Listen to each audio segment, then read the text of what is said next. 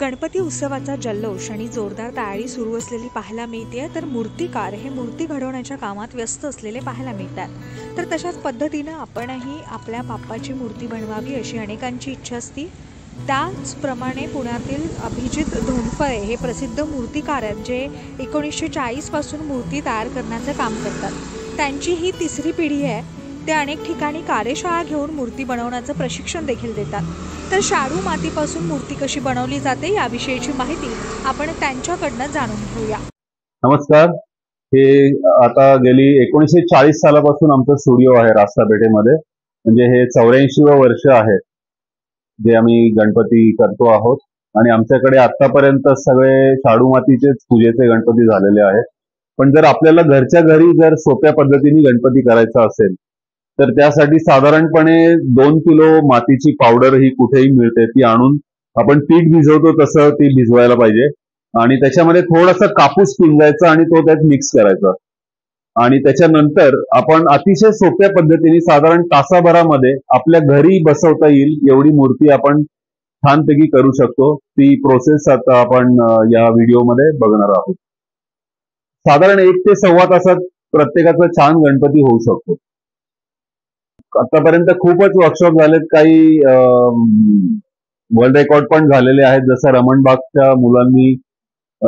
प्रशालेच्या मुलांनी 2161 मुलांनी एकाच वेळेला गणपती केले होते, तो एक वर्ल्ड रेकॉर्ड झालेला होता। त्यानंतर सागर म्हणजे मध्य प्रदेश या ठिकाणी first time in history of army जवानांनी 300 जवानांनी गणपती केलेले होते, त्यांचंही वर्कशॉप तेव्हा घेतलेलं होतं।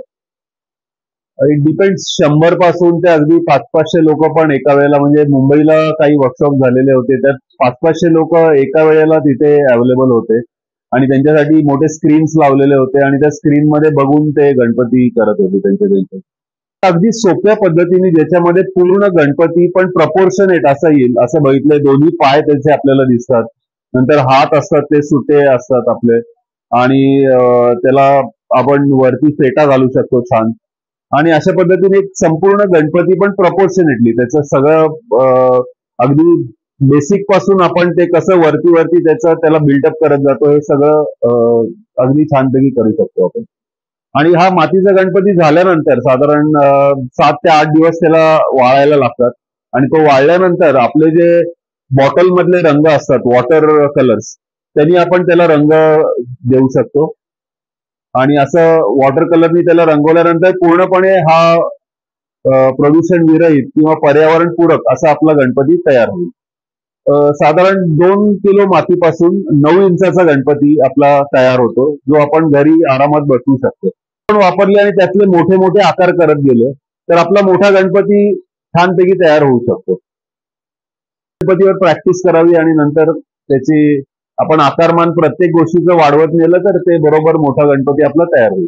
84 वर्ष झालं पुण्यातील रस्तापेठ या ठिकाणी मूर्ती बनवण्याचं काम ते करतात। ते फक्त शाडू मातीपासूनच गणपती बनवतात। 2 किलोच्या मातीपासून साधारण 9 फुटापर्यंत सोप्या पद्धतीने ही मूर्ती करता येते। एका तासामध्ये ती मूर्ती तयार करू शकतात आणि ती तुम्ही सहजपणे घरी बसवू शकता। Prachi Kedari, news 18 local, Pune.